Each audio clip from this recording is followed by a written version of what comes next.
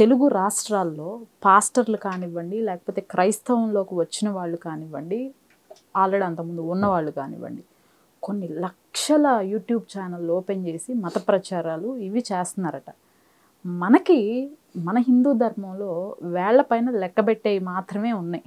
పైపెచ్చు మీలాగా ప్రచారం చేసే వాళ్ళని మేము ముగ్గురో నలుగురో, అందులో మీరు గరికపాటి వారి గారు, చాగంటి వారి గారు, ఇట్లా గట్టిగా కొంచెం స్టాండర్డ్గా నిలబడ్డవాళ్ళు. గరికపాటి వారిపైన కూడా మన హిందువులే మొన్న మధ్య ఎంత దాడి చేశారనేది మీరు చూశారు. ఆయన పర్సనల్ ఎప్పుడో అయిపోయిన లైఫ్కి ఇప్పుడు దానికి ముడిపెట్టి ఎందుకు అని అడుగు. ఏరా అని ఎందుకు ఎందువల్ల గురువు గారు ఎందుకు చెప్పనా? ఎప్పుడైనా ఒక గొంతు ప్రశ్నిస్తూ ఉంటే, ఓ గొంతు వినపడుతూ ఉంటే, ఓ గొంతు నిజాన్ని మాట్లాడుతూ ఉంటే అది దొంగలకు ఇబ్బందే కదా? అవునే కదా? గరికపాటి వారి మొహాటం లేదుగా. ఆయనలో ఎక్కడైనా కమ్యూనిస్ట్ లక్షణాలు ఉంటే ఉండుగాక, కానీ ఆయన కటువుగా చెప్తారుగా, మా ఇంటికి పంపండి, మా ఇంటి పేరే గడికిపాటి, గడ్డి పెట్టి పంపిస్తా అంటుంటాడు ఆయన. సో ఎవరైనా ఒక గొంతు వినపడి ధర్మానికి ఒక సపోర్ట్గా ఉంటే ఆ గొంతు నొక్కేయాలి. దానికోసం చాగంటి గారి ఇంటికి వెళ్ళి ఆయనతో క్షమాపణ చెప్పించి ఆయన యొక్క విగ్రహం మట్టి అదేమంటారు గడ్డి బొమ్మ చేసి తిరుపతిలో తగలబెట్టి ఆయన ఏం పాపం చేశారు? ఏదో 10 మందికి మేలు చెప్పి మంచి మాటలు చెప్పారు. ఈ గడ్డి బొమ్మ తగలేసిన గుడ్డి వేదవులు ఎవరు? ఆయనతో క్షమాపణ చెప్పించిన గుడ్డి వేదవులు ఎవరు? కులం పేరు అడ్డం పెట్టుకున్న వేదవులు. నేను ఈ సంఘటన జరిగినప్పుడు మీతో మాట్లాడలేకపోయాను గురుగారు. రీసెంట్గా రంగరాజన్ గారి పైన దాడి నేను వెళ్ళొచ్చాను, కలిశాను. సో ఇదంతా ఇప్పుడు మనం ప్రయాణం చెయ్యాలి అంటే ఊరికే స్టేషన్కో ఎయిర్పోర్ట్కో బస్ స్టాండ్కి వెళ్ళిపోతాం ఏంటి? బ్యాగ్ ఒకటి చదువుకోవాలా వద్దా? టికెట్ కొనుక్కోవాలా వద్దా? దానికి వ్యవహారం ఉందా లేదా? సో ఒక ప్రయాణం ఒక ఒక ఒక 6 అవర్స్ 10 అవర్స్ 12 అవర్స్ ఒక ప్రయాణానికి ఒక పద్ధతి ఉంది కదా. ఏదో సీట్లో కూర్చుంటావా, నీకు ఇచ్చిన సీట్లో కూర్చుంటావా? ఉదాహరణకి రైల్లో మనకి అటుపక్క సీటు నచ్చలేదు, కానీ అదే వచ్చింది, అందులో పైన వచ్చింది, ఏం చేస్తావు? ఎవరన్నా వింటే పక్కన అడిగి ఏదో పడవచ్చు. నాకు ఈ సీటు బాగుంది అని కూర్చుంటావా? కూర్చొనిస్తారా? పడుకొనిస్తారా?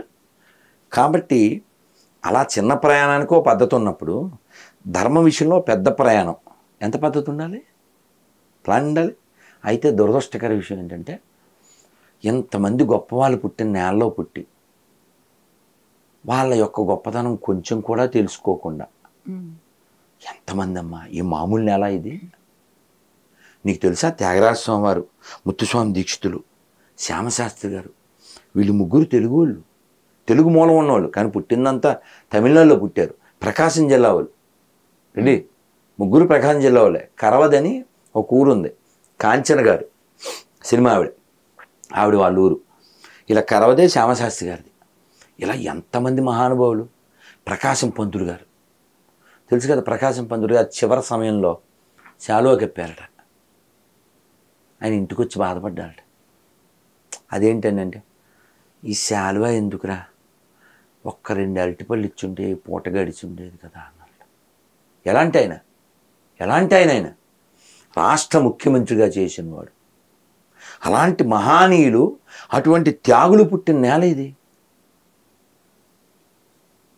ఓ కందుకూరి, ఓ టంగుటూరి, ఒక కలియుగ భీముడు ఎవరో కోడి రామూర్తి నాయుడు గారు, ఓ ఆదిభట్ల నారాయణదాస్ గారు, ఓ నన్నయ్య, ఓ తిక్కన, ఓ అన్నమయ్య, ఓ పోతన, ఓ పాల్కూరికి సోమనాథుడు, ఓ దాశరథి, ఓ భద్రాచల రామదాసు, ఓ కవయిత్రి మొల్ల, ఓ వెంగమాంబ, ఓ శ్రీకృష్ణదేవరాయలు. ఇది మామూలు నేల ఇది?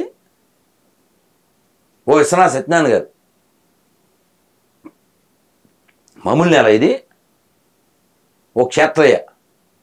ఇంత గొప్ప నేలలో పుట్టి ఎంతమంది పుట్టారు, ఎలా జీవించారు, ఎలా మరణించారు, వాళ్ళ రుజువులు ఉన్నాయి మనకి. రీసెంట్గా ఛత్రపతి శివాజీ నేను చెప్పి ఓన్లీ తెలుగు నెల చెప్తున్నాను, ఇంకా అలా వెళ్ళిపోతే ఇంకా చాలా చెప్పాలి. ఓకే, మీరు ఇందాక అడిగారు సంభాజీ గురించి. సంభాజీ వాళ్ళ నాన్న లక్షణాలు పుణికిపుచ్చుకుని వాళ్ళ నాన్నలాగా ఎన్నో యుద్ధాలు చేసి హైందవ సామ్రాజ్యం కోసం అతని జీవితాన్ని బలిదానం చేశాడు. నువ్వు బలిదానం చేయట్లే, బలి చేస్తున్నావు. అందుకని దేశం, అందుకే స్వామి వివేకానంద ఎప్పుడో చెప్పారు, ఎవడైనా ఒక హిందువు మతం మారి ఎడారి మతాల్లోకి వెళ్తే ఒక హిందువు తగ్గినట్టు కాదు, ఒక శత్రువు పెరిగినట్టు. ఎప్పుడైనా ఏ హిందువు అయినా జాతీయ జెండాను అవమానించాడా? కానీ మతం మారిపోతే ఏమైపోద్ది? అదొక గుడ్డ ముక్క అంటాడు ఇంత కళ్ళజోడు వేసుకుని తాతయ్య. ఎవరు? పిడి సుందరం. అది గుడ్డ మొక్క అంటాడు. అసలు అలాంటి ఆలోచనలు ఎలా వస్తాయి? ఈ దేశాన్ని మొక్కలు చేసేయాలంటాడు ఈ పిడి సుందరం శిష్యుడు. వాడి పేరు ఉపేంద్ర. అది ఎవడు పుట్టాడు? ఎక్కడోడికైనా. సో కాబట్టి బైబిల్ ఎక్కితే ఎవడైనా దేశద్రోహం అవుతాడు. మీరు చిన్నజీవి స్వామి వారిని సాష్టాంగం బ్లెస్సింగ్స్ తీసుకుంటున్నారు, ఆయన ఇలా అని వెళ్ళిపోయారు. అవును. ఆ వీడియోని వీళ్ళు రీపోస్ట్ చేస్తూ కనీసం మీ వాళ్ళే మిమ్మల్ని పాదాలు కూడా ముట్టని. అవును, ఎందుకు ముట్టిన వాళ్ళు? నేను సాక్స్ వేసుకొస్తాను తెలుసా. నిన్న మరి ఎక్కడికి వెళ్ళాను?